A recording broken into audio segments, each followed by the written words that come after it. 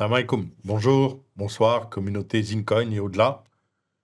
Cette vidéo pour vous parler d'un moyen au jour d'aujourd'hui qui permet avec un simple outil, un simple moyen de sa créativité, son inventivité, de faire beaucoup d'argent, de se réaliser professionnellement, de travailler depuis n'importe où, bref, de renouer avec sa liberté originelle. Ça paraît être beau et pourtant j'en suis l'exemple type. À travers effectivement la révolution du digital, la digitalisation, à travers la révolution blockchain, à travers l'intelligence artificielle, il y a là vraiment des outils pour ceux qui ont une idée qui a du sens et qui correspond à un besoin d'immédiatement valoriser cette idée et de générer des revenus extrêmement conséquents. Pour parler très concrètement, je fais référence aux objets numériques. Qu'est-ce qu'un objet numérique? En fait, c'est un programme informatique qui se concrétise soit par une application mobile, soit par un site web, soit par un blog, soit le tout à la fois. Enfin, quel que soit l'outil, le véhicule numérique n'est qu'un moyen pour loger un programme qui va trouver des utilisateurs. Des utilisateurs qui vont en avoir besoin, qui vont avoir besoin, un besoin immédiat d'utiliser ce programme qui va leur rendre service, soit leur faire gagner du temps, donc le temps c'est de l'argent, soit leur rendre un service dont ils n'auraient pas les moyens de réaliser autrement.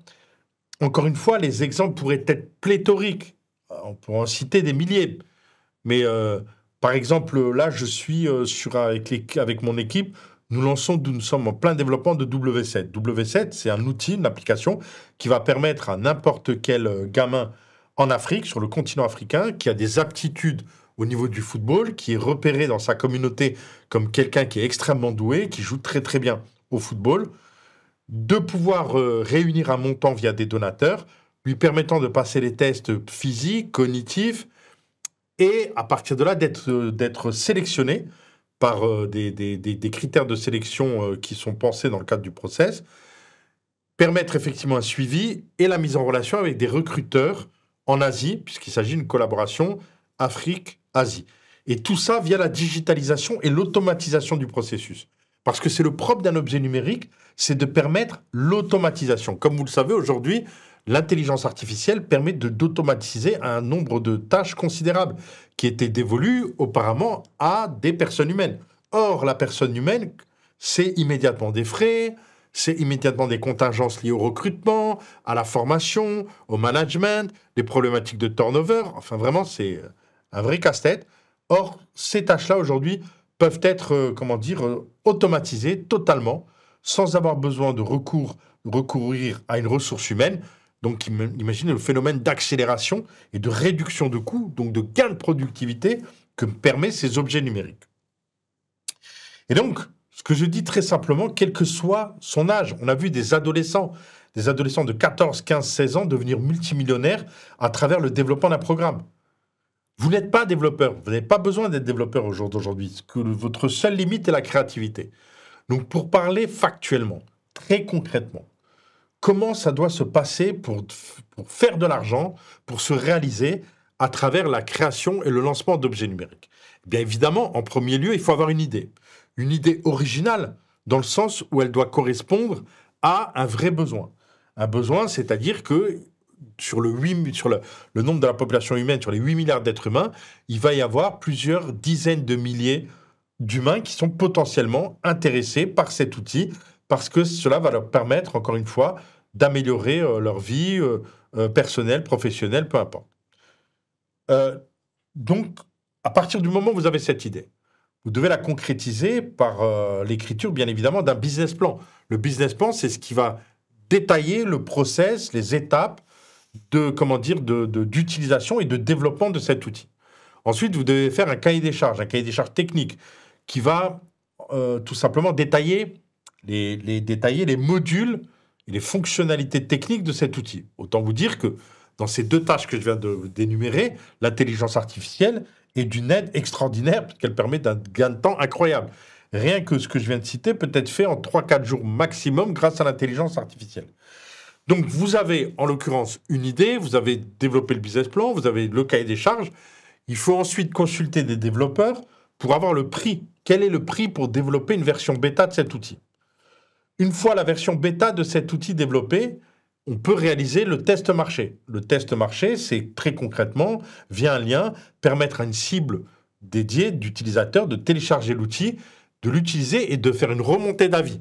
C'est-à-dire de faire en sorte est-ce que ces gens sont prêts à payer pour utiliser cet outil, cet objet numérique. L'objet numérique peut être mis à disposition gratuitement à travers un modèle économique qui permet de gagner de l'argent différemment. Encore une fois, la seule limite, c'est la créativité. Et plus c'est créatif, plus c'est original, plus ça correspond à une attente, plus ça a des possibilités d'être viral et de multiplier les utilisateurs.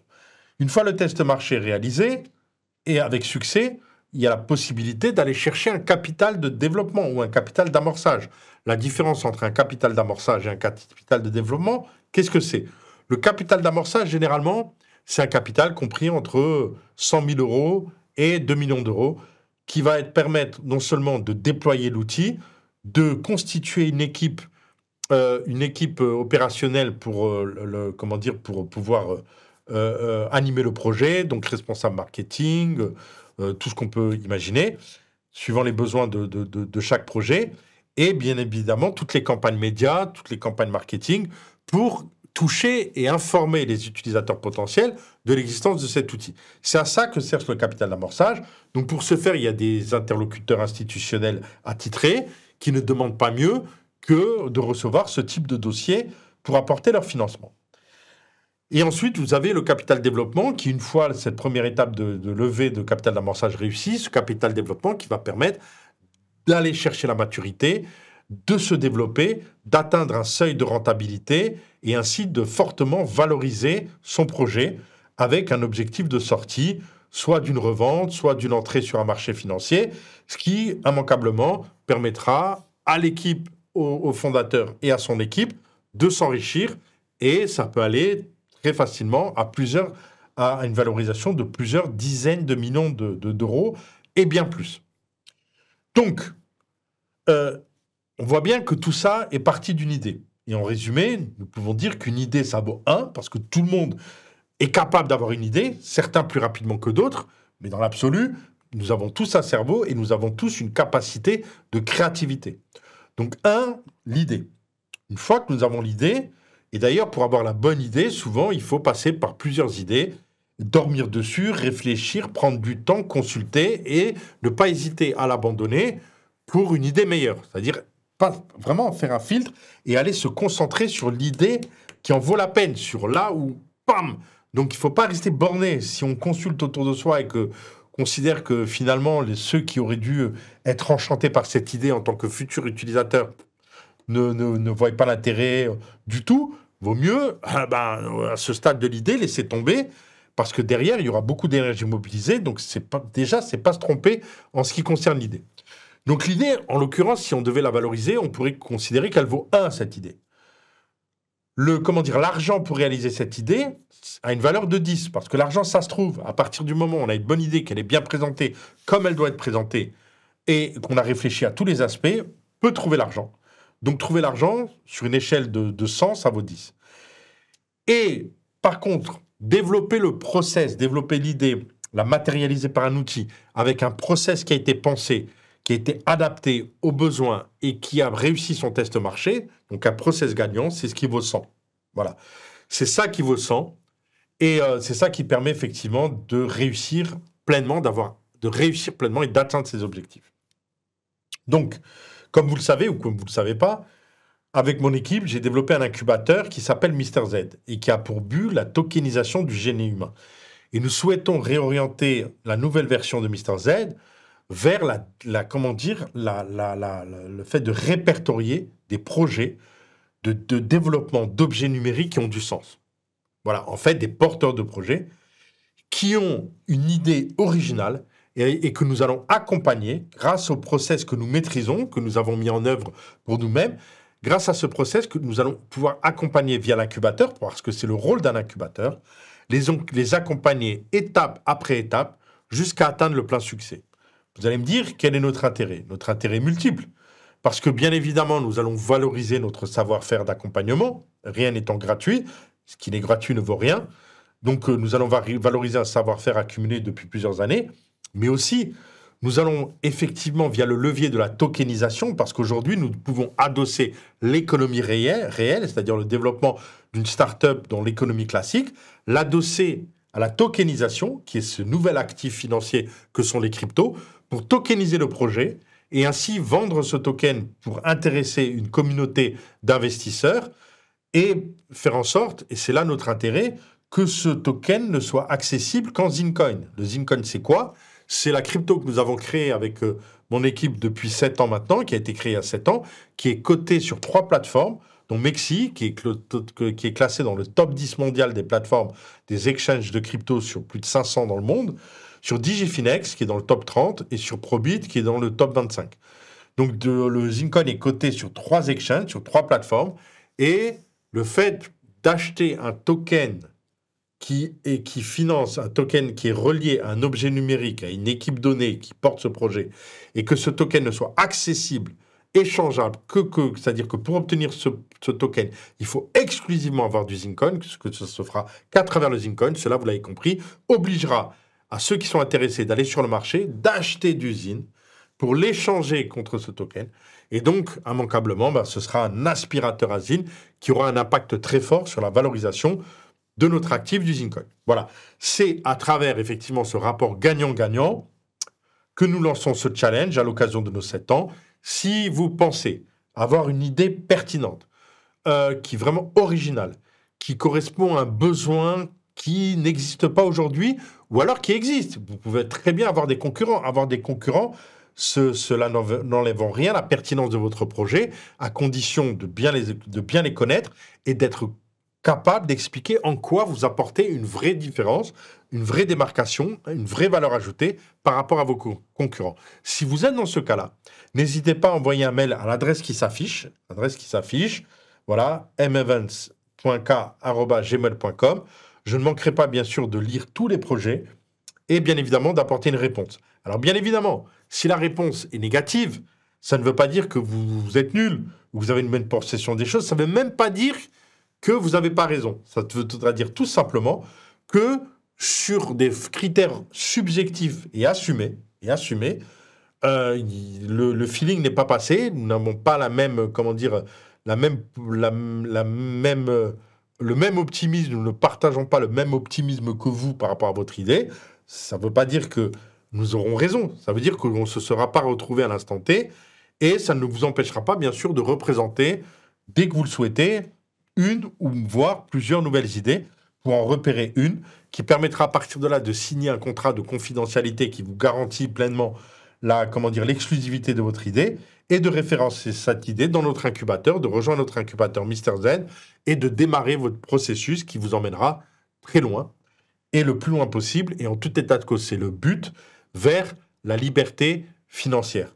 Car c'est de ça dont il s'agit. L'argent n'est qu'un moyen, ce n'est pas un objectif, mais c'est un moyen très puissant de permettre de changer sa vie et celle de ses proches, et d'impacter favorablement notre environnement. Donc, il n'a jamais été aussi facile de faire de l'argent qu'aujourd'hui. Jamais. Il y a énormément de moyens. Là, je vous parle d'un moyen qui nécessite aucun diplôme, aucune espèce de connaissance, qui nécessite simplement l'envie et la volonté d'entreprendre et la capacité de créer, de développer une idée originale, une idée d'un objet numérique qui ne se réduit pas bien sûr à un intitulé, mais qui, en l'occurrence, est quelque chose que vous avez pensé dans tous ses aspects et sur lesquels vous êtes capable de passer une audition, d'être interrogé, qu'on puisse vous poser toutes les questions et que vous puissiez y apporter des réponses précises, ce qui demande bien sûr d'avoir bien travaillé son idée pour être sélectionné. Voilà. Sur ce, j'espère que cela permettra à des candidats de s'intéresser. En tout état de cause, dans tout le discours que je viens de tenir, il y a 2 manières de s'enrichir.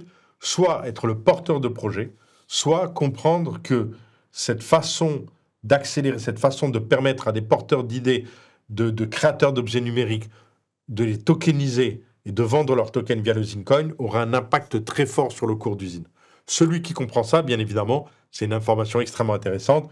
Pour aller sur Mexi, Digifinex ou Probit, je vous mets les liens en descriptif. aller acquérir cet actif qui est coté en USDT, de l'échanger contre de l'USDT, de le mettre dans son portefeuille et de suivre l'actualité de cette chaîne en vous abonnant parce qu'il y aura bien sûr de nouveaux conseils, des expériences concrètes de réalisation et vous verrez que ce sera à travers des exemples et des histoires humaines réelles et des témoignages que vous comprendrez en quoi Mister Z, l'incubateur de tokenisation du génie humain, va permettre aux Incoins d'aller très loin et va permettre à des porteurs de projets d'atteindre le stade de la liberté financière. Voilà. Sur ce, à très bientôt pour de nouvelles informations concernant le projet Zincoin. Je vous remercie pour votre écoute. Commentez si vous le souhaitez, partagez un maximum. Salam alaikum.